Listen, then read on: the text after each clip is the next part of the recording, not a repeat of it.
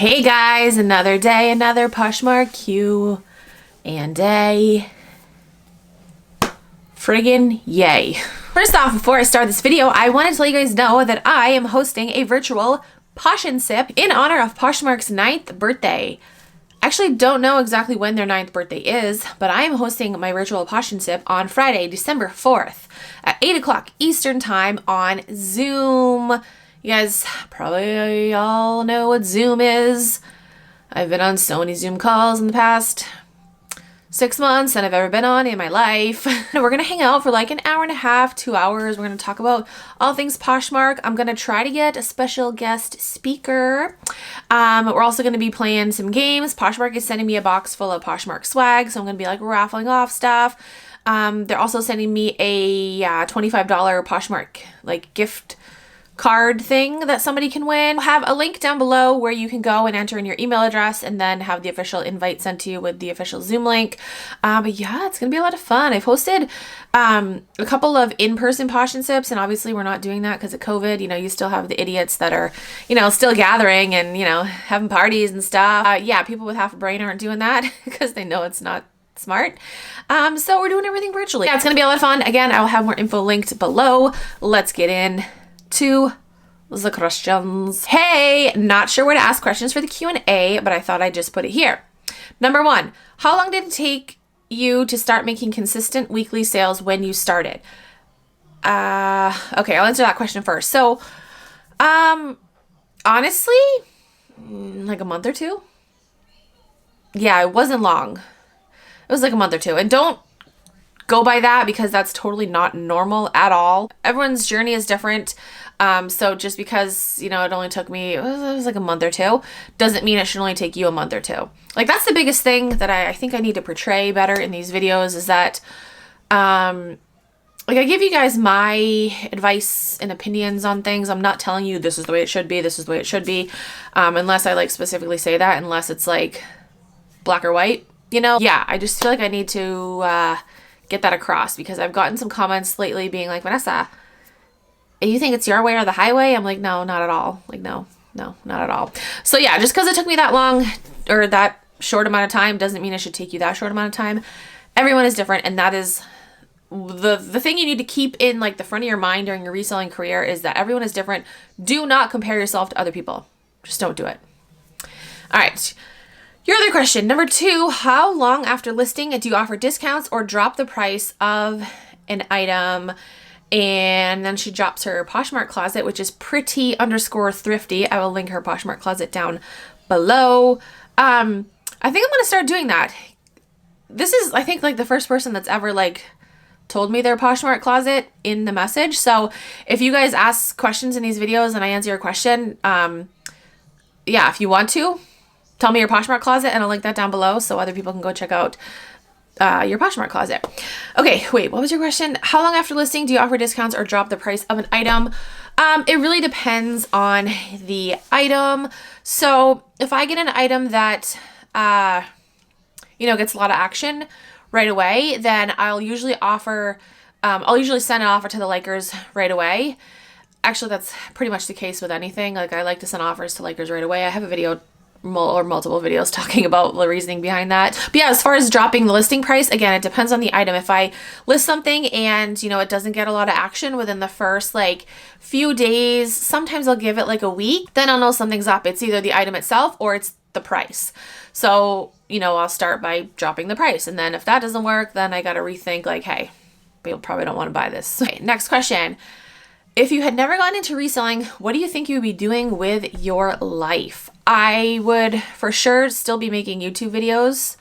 For sure. I would be doing something for myself, working for myself. I would be home raising my babies.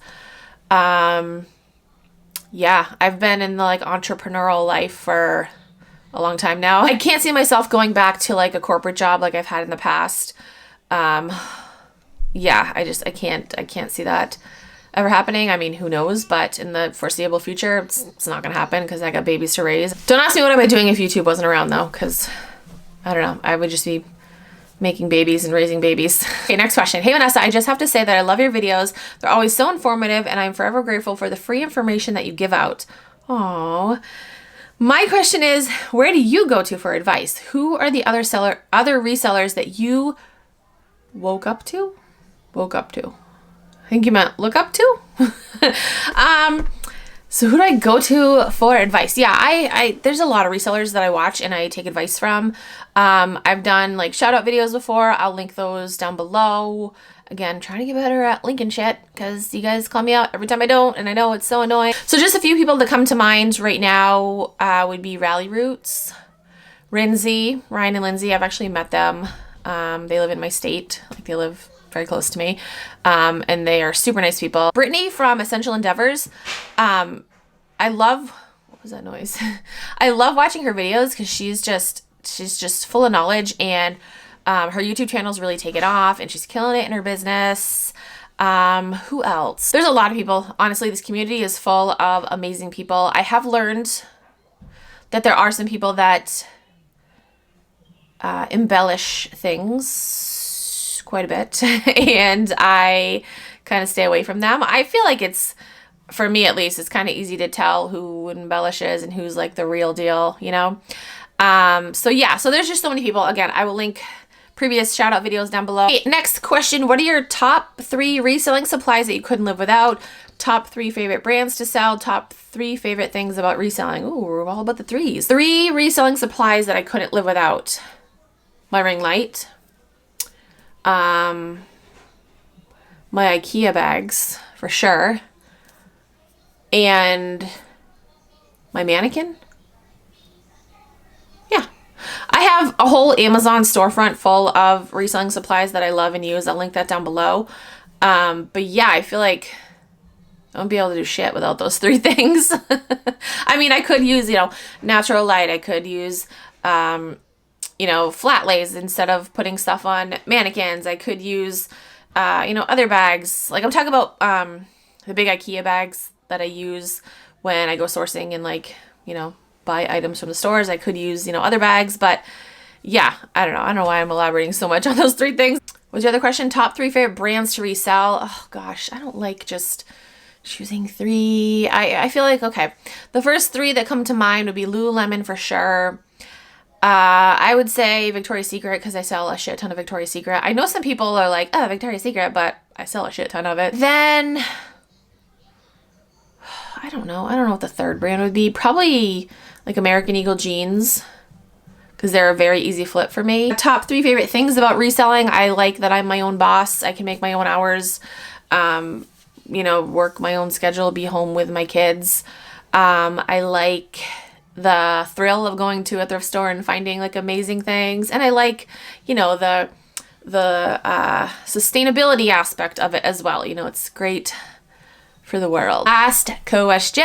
If Poshmark were to disappear, what would be your plan? Would you pivot to an pivot? That's the word of 2020, right?